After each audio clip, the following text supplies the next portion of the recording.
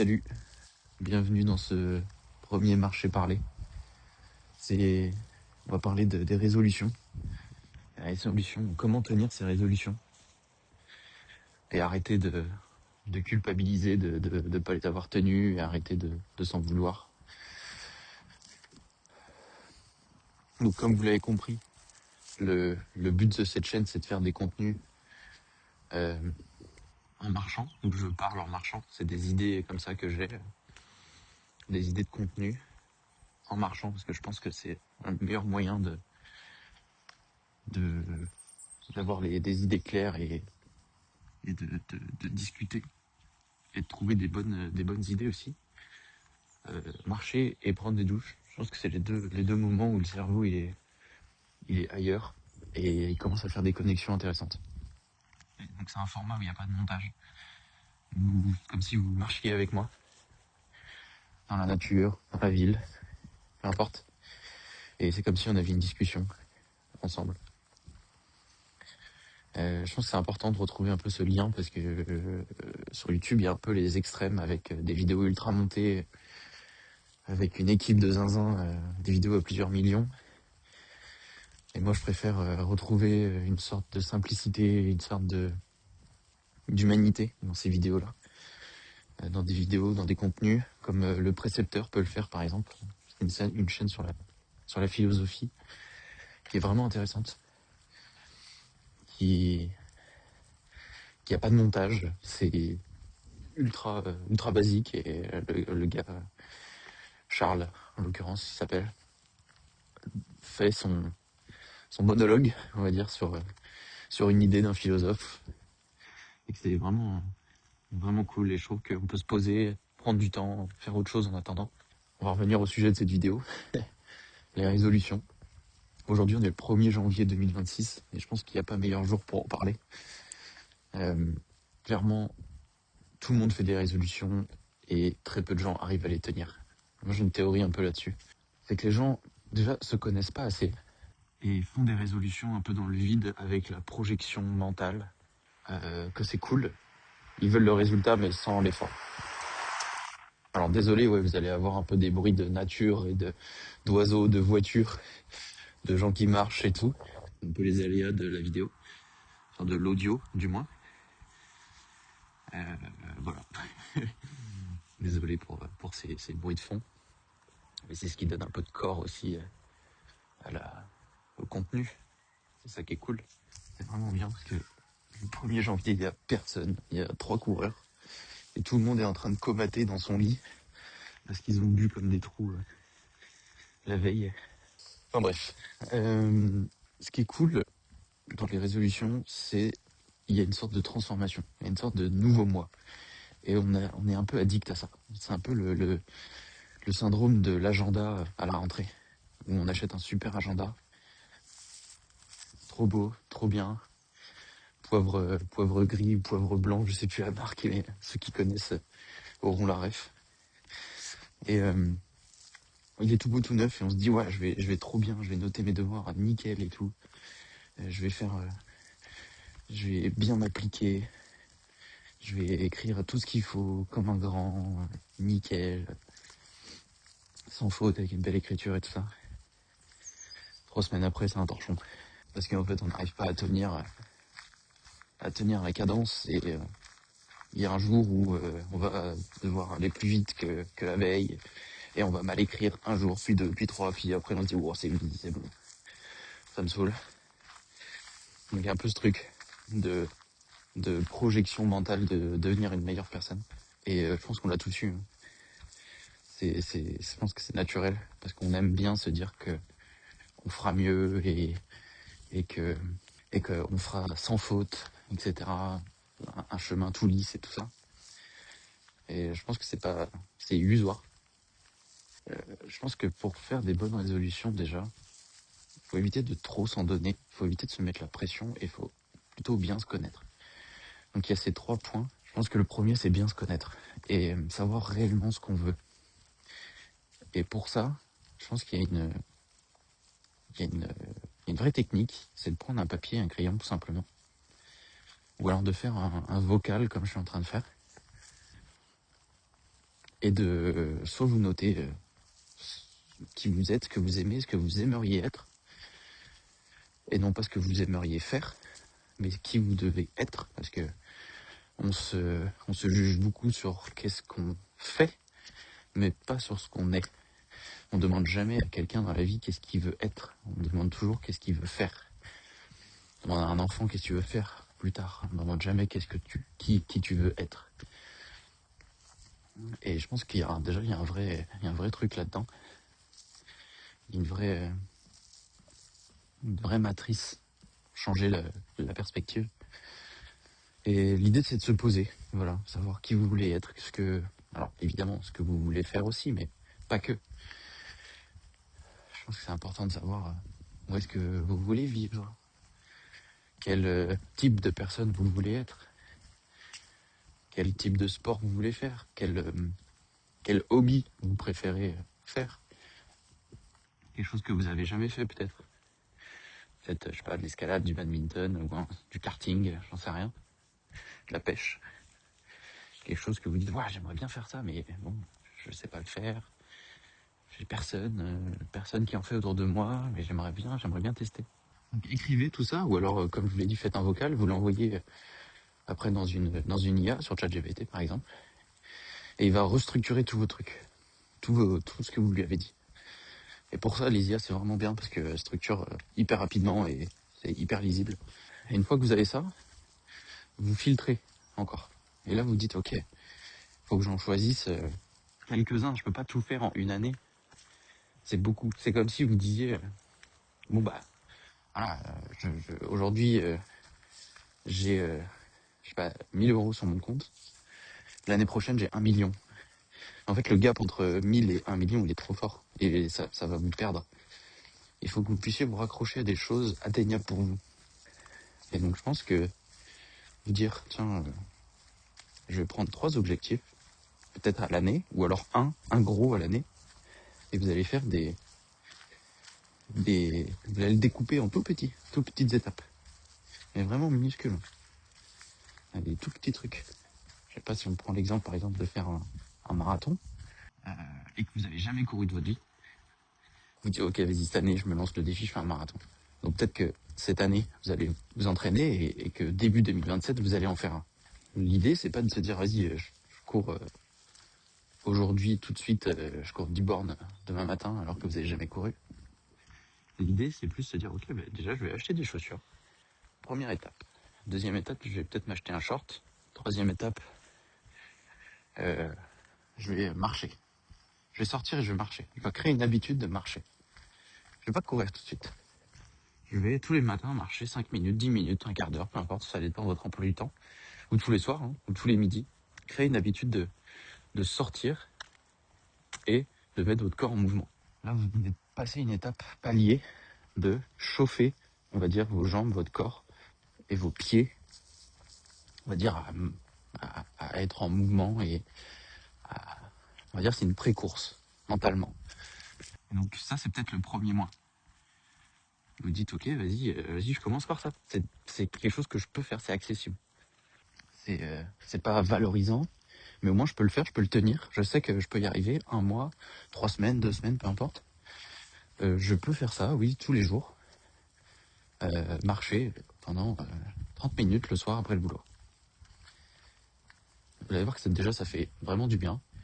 Et peut-être que vous allez faire comme moi, faire des marchés parlés. Vous allez voir que votre cerveau et vos idées vont émerger et vont être plus claires et vous allez dire, ah mais c'est ça qu'il faut que je fasse en fait. La marche, ça fait vraiment du bien pour ça. Et donc là, vous marchez pendant 1 mois, disons, tous les soirs, et vous vous dites, ok, bah vas-y, en février, je commence à courir. Je vais courir peut-être 5 km par semaine. Alors, soit vous le faites en une fois, soit vous le faites en plusieurs fois. Soit vous le faites en une fois ou en plusieurs fois, peu importe. Et vous dites, ok, je cours petit. Dans un premier temps, je cours petit. Vous faites vos 2 km, vos 3 km, 5 km. Et vous faites, ok, vous vous félicitez. Vous dites, ok, putain, j'ai passé un palier déjà là. J'ai passé un palier. Après, vous dites, ok, je passe de 5 à 10 dans la semaine. Ok, donc 5 à 10, vas-y.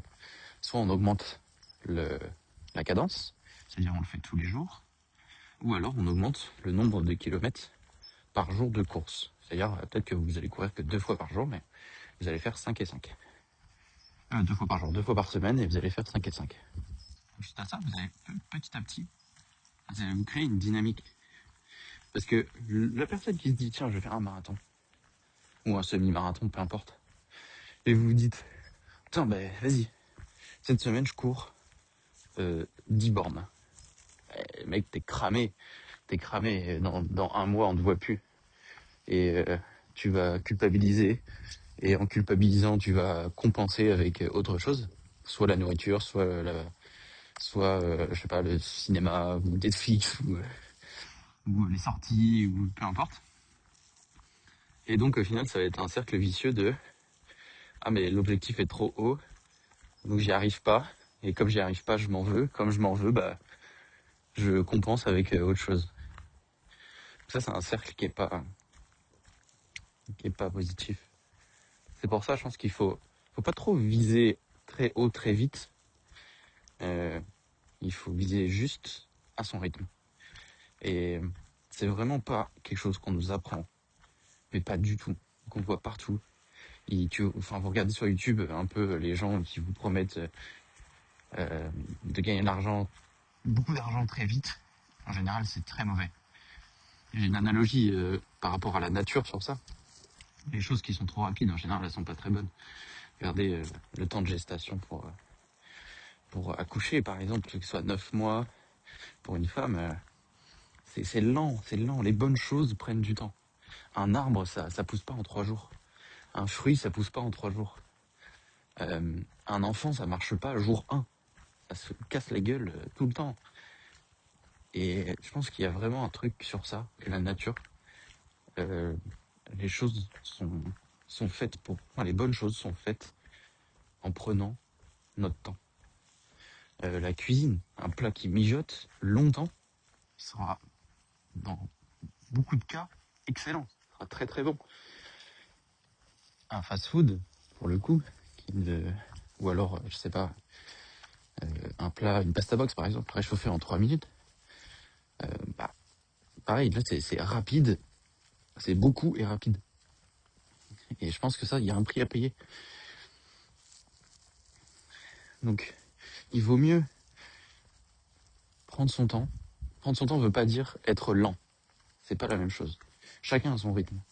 Parce que, en général, quand on se dit, je prends mon temps et tout, j'essaie, mais non. Chacun a une vision de prendre son temps. Il y en a qui vont aller je sais pas, à 5 km/h, d'autres qui vont aller à 10. Et la destination est la même. Sauf qu'il y en a un qui va peut-être faire plus d'efforts que l'autre. Il y en a un qui va mieux gérer son temps, il y en a un qui va mieux gérer son souffle, il y en a un qui va... En fait, ça dépend vraiment de chacun. Et c'est pour ça que c'est important de se connaître. Je suis un peu mal à l'aise de parler dans le vide quand il y a des gens. Du coup, je fais des grandes pauses. Quand je les vois arriver au loin, là, je m'arrête de parler. Du coup, je disais que la rapidité, en final, il y a un prix à payer pour la rapidité. Et je pense que on nous inculque trop de faire vite, faire vite et bien, mais je pense que c'est dur en fait, faire vite et bien. Pour faire vite quelque chose, il faut très bien le maîtriser, et pour très bien le maîtriser, ça prend énormément de temps. Je pense qu'il y a plein de métiers dans lesquels c'est valable. Je sais pas, la soudure, on maîtrise la soudure, c'est un métier assez technique. Je pense que ça demande énormément de temps et de pratique pour le faire. Pareil pour un ballet de danse classique, par exemple. Je pense que on s'en rend pas compte, mais le travail qu'il y a derrière, c'est monstrueux. Et ça prend du temps. Regardez la nature. Je pense que la nature, elle est tellement forte et partout que ça a mis du temps à se faire, en fait. Comme je l'ai dit, les arbres, ça pousse pas en 3 jours. Donc c'est normal que les choses prennent du temps. Après, c'est de savoir combien de temps vous êtes prêt à accepter la durée de ce que vous voulez faire. Évidemment, je vais là où il y a le plus de monde. J'aime pas ça, je suis pas très à l'aise. On va traverser la route et basta. Je pense que je ferai un marché parler sur le regard des gens aussi, parce que moi, c'est un gros problème que j'ai. Donc voilà, point numéro 1, je pense. prenez le temps de prendre votre temps. C'est... Je pense que je répète 15 fois les mêmes trucs, vous devez en avoir marre. C'est vraiment ça le truc. Et c'est dur parce qu'on est dans une société où on nous demande d'aller vite, où tout doit aller plus vite, et où on nous demande de maîtriser beaucoup de choses très rapidement. Tout change très très vite. Donc, ayez pas peur d'assumer prendre du temps pour faire les choses bien. Vaut mieux quelque chose de bien fait. Alors pas parfait, hein, bien fait. C'est pas la même chose. Faire bien les choses que de se précipiter et de devoir le refaire. Donc ça, c'est pour vos résolutions. Faites des micro-étapes. Et vous donnez pas trop de choses, de charges, on va dire. Parce qu'une résolution, c'est une charge. Il faut vraiment le prendre comme un, je sais pas comment on pourrait dire, mais c'est un vrai truc que vous faites à vous-même. C'est un cadeau, on va dire. C'est comme si on vous donnait une plante et que vous deviez vous occuper de cette plante-là pendant toute une année. C'est votre résolution, voilà. Vous devez la faire vivre, vous devez la tenir, vous devez la nourrir. Vous devez en faire quelque chose de florissant, quoi. Quelque chose de beau. Donc voilà, c'est comme une petite plante. Et plus vous avez de plantes à vous occuper, moins vous allez vous en occuper. Parce que c'est trop de charge. Donc si vous en avez une, c'est bien. Une plante, c'est bien. 2 plantes, c'est bien. 3 maximum, en fait, je pense. C'est important. Et vous pouvez... Il y a une méthode qui existe. C'est la méthode des 90 jours. Donc, en gros, c'est une méthode qui montre que avoir des résolutions sur 1 an, c'est un peu idiot. Il faudrait avoir des résolutions sur 3 mois, donc 90 jours. Parce que c'est la longueur suffisante pour que ce soit assez long pour réaliser quelque chose, mais assez court pour pouvoir le tenir. Alors, ces 90 jours, c'est quelque chose qui peut être modulé en fonction des gens. Ça peut être 60, ça peut être 30, ça peut être comme vous voulez, ça peut être toutes les 2 semaines si vous voulez. Mais c'est vraiment l'idée de se dire, ok, dans 90 jours, je vois où j'en suis. Qu'est-ce que j'ai fait? Qu'est-ce qui peut être amélioré? Et qu'est-ce qui peut être enlevé, supprimé? Pourquoi j'ai pas réussi à faire ça? Quelles sont les causes, etc. Et cette méthode-là, c'est, par exemple, dans 90 jours, vous vous dites, ok, dans 90 jours, j'ai parcouru 100 km en courant. Ok. Ça fait un peu plus d'1 kilomètre par jour. Donc ça fait un peu plus d'1 kilomètre par jour. C'est pas grand-chose. C'est facilement identifiable, c'est facilement calculable. Il y a un autre point, c'est vraiment important, c'est de se faire des objectifs que vous pouvez atteindre et qui sont mesurables. Dites-vous pas, tiens, je vais écrire un livre. Non, dites-vous, j'ai écrit 20 pages. Parce que 20 pages, c'est mesurable. Un livre, c'est pas mesurable. Un livre peut faire 200 pages comme il peut faire 10 pages. Donc dites-vous, je vais écrire 20 pages. Mettez-vous des objectifs mesurables. Et donc, toutes les semaines, vous vous dites, ok, est-ce que j'ai réussi à faire mon objectif hebdomadaire?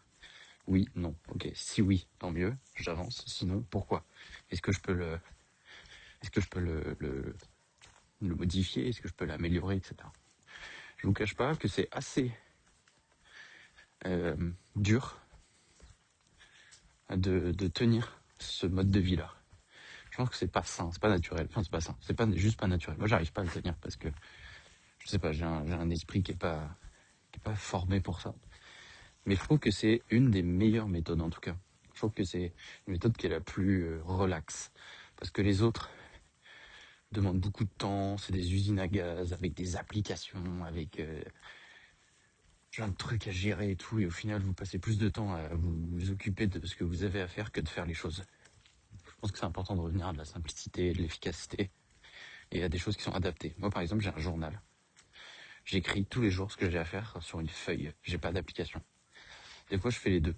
Des fois, quand j'ai pas de papier sur moi, quand je suis aux courses ou quand je pense à un truc, par exemple en marchant, tout ça, je le note sur mon téléphone.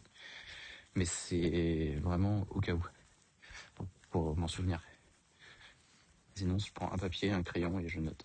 La force du papier, je pense, comparé à des applications, c'est qu'il y a un effort humain.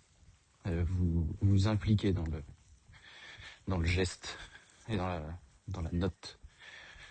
Ce qui est compliqué, c'est que vous avez une application, mentalement, c'est hyper simple. Vous ouvrez au téléphone, vous écrivez, ça y est, c'est terminé, c'est relié avec tous vos téléphones, tous vos appareils et tout. D'un point de vue psychologique, je trouve que c'est pas une bonne chose de faire comme ça. Moi, en tout cas, ça me correspond pas. Ça me correspond pas du tout parce que je néglige le fait d'écrire sur un écran. J'ai pas mis d'effort à le faire. Alors que quand vous prenez un papier et un crayon, déjà, vous avez le geste. Votre cerveau, il imprime beaucoup plus. Et puis, il y a la notion aussi de rayer la tâche qui est faite. C'est une petite satisfaction. C'est un petit effort qui vous ramène au réel, au tangible. Parce que faire cocher une case sur un écran, en fait, que vous cochiez la case, faire le linge et que vous cochiez la case, je sais pas moi, courir 20 km, je trouve que ça a le même goût. Enfin, c'est pareil, c'est hyper fade. Mais quand vous rayez quelque chose dans un carnet, ça prend plus d'ampleur, ça a plus de corps, c'est plus, je sais pas comment on peut le dire, mais c'est plus réel. Et je trouve que ça, c'est un réel poids. Donc, moi, je vous conseille pour tenir vos résolutions d'avoir un petit carnet avec vous et de prendre des notes. Prendre des notes sur ce que vous avez à faire dans la journée. Alors, j'invente rien, ça s'appelle une to-do. mais je trouve que l'écrire, avoir un beau carnet déjà, parce qu'il y a une notion psychologique, c'est le fait de payer quelque chose un peu plus cher. Il y a une sorte de mécanisme qui va se mettre en place sur lequel vous allez en prendre soin. Et vous allez vous dire, ok, il faut que je respecte cet objet. Je respecte l'argent que j'ai mis dedans. Parce que c'est pour moi et c'est l'objet. Enfin, je sais pas comment vous le dire, mais voilà. Il y a un peu ce truc-là de valorisation de ce qu'on achète. Si vous l'achetez pas cher, vous n'aurez pas de respect pour l'objet. Enfin, c'est un sentiment que j'ai. Et si vous l'achetez plus cher, vous allez avoir tendance à le respecter un peu plus. Dites-moi si c'est normal ou pas, ou si c'est moi qui craque complètement. Mais par exemple, moi j'ai écrit sur des carnets Moleskine. C'est une marque de carnet un peu premium. Alors, c'est un carnet qui coûte à peu près 19 €. Mais la qualité du papier est vraiment assez extraordinaire. Pas du tout obligé de prendre ce genre de carnet-là. Vous pouvez prendre un carnet action, c'est pareil, c'est selon vous et votre rapport aux choses. Je trouve qu'il y a un respect. Et donc, quand on écrit dans ces carnets-là, il y a une sorte de... Quand on écrit dans un carnet, il y a une sorte de rite qui se met en place, à dire, ok, qu'est-ce que je dois faire aujourd'hui et qu'est-ce que je vais faire pour le réaliser. Et vous ne mettez pas trop de trucs à faire. Je pense que c'est important aussi dans les résolutions, c'est de s'autoriser à être léger. Ça, c'est quelque chose qui est ultra culpabilisant, qu'on voit beaucoup sur Internet, c'est de faire beaucoup. Mais de faire beaucoup, il faut pouvoir tenir le rythme. C'est comme de courir avec des poids, c'est pas possible en fait. Le meilleur moyen de courir, c'est courir limite sans chaussures et sans accessoires, sans rien. Parce qu'on est le plus léger possible. Donc, autorisez-vous la légèreté. Autorisez-vous le c'est ok. J'ai fait un petit truc aujourd'hui, mais je l'ai fait. Et demain, je ferai la continuité de ce truc-là. Je prends un exemple débile, mais si on reprend l'exemple d'écrire un livre, peut-être qu'aujourd'hui, vous allez vous dire, ok, j'ouvre mon ordinateur, j'ouvre Canva, ou Page, ou PowerPoint, ou j'en sais rien, Word, machin, je sais pas quoi, et vous dites, ok, j'écris le titre, ou je fais la préface, ou je fais le résumé de ce que je pense de mon histoire. Et là, et vous faites ça. Juste aujourd'hui, vous faites ça. Voilà, ça y est. Vous avez fait une micro-action. Vous avez fait vous avez fait le 1%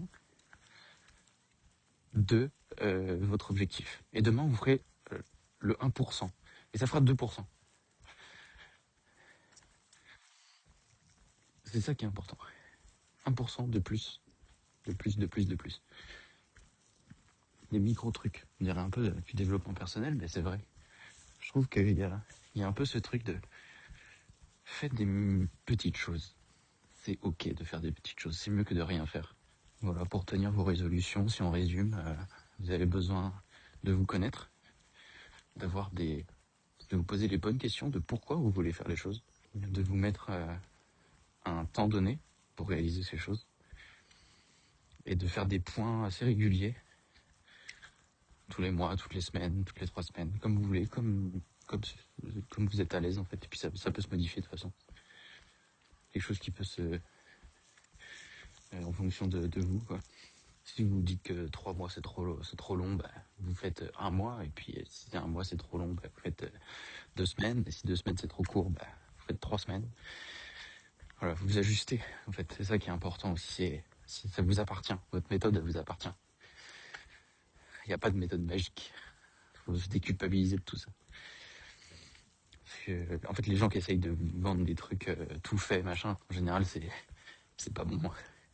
C'est bon pour eux parce qu'ils gagnent de l'argent, mais c'est pas bon pour vous parce que vous allez pas investir assez, soit de temps, soit d'énergie dedans, pour pouvoir tenir le rythme. Mais vous avez acheté, donc le mal est fait, la personne elle a gagné son argent, et puis voilà, c'est tout. Elle vous a vendu un truc que vous vouliez entendre, mais elle vous a pas vendu un truc que vous allez réellement faire.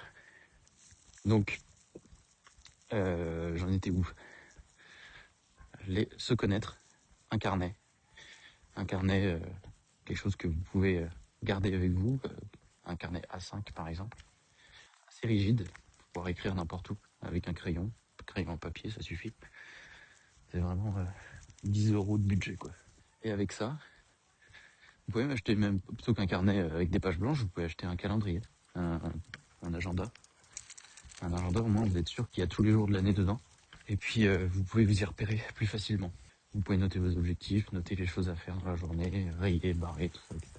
Donc se connaître, avoir une projection de temps, un carnet, et avoir des objectifs légers. Ne vous mettez pas la pression sur vos résolutions. Soyez ok avec vous, c'est votre objectif, c'est votre corps, c'est votre cerveau. C'est votre avenir, c'est vos décisions. C'est pour ça que, je le répète, mais c'est important de se connaître et de savoir où on va. Il y a une phrase que j'adore, c'est « Il n'y a pas de vent favorable pour celui qui ne sait pas où il va ».